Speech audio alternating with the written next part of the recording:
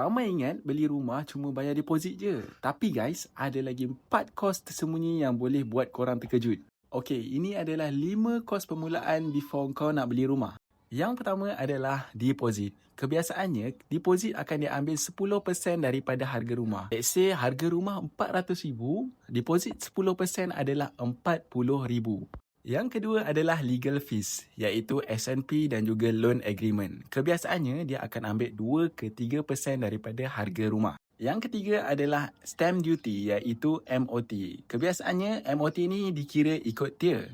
Tapi, boleh cecah hingga 5 ke 10,000 untuk rumah harga RM400,000. Yang keempat adalah valuation fees. Fee ini adalah khas untuk rumah subsale. Kebiasaannya kos dia adalah 400 ke 1000 bergantung pada nilai rumah.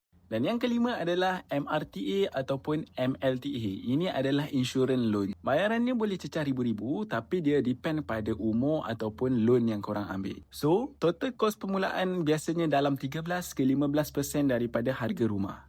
Korang jangan terkejut, kalau rumah harga RM400,000, korang kena prepare almost RM50,000 untuk kos permulaan. So guys, korang jangan dah bayar deposit nanti, baru korang perasan pasal kos-kos lain ni. Confirm korang gelabah. Kalau korang dapat sesuatu ilmu hari ni, jangan lupa like, follow dan share video Aiman untuk ilmu property lagi. Okay, bye-bye.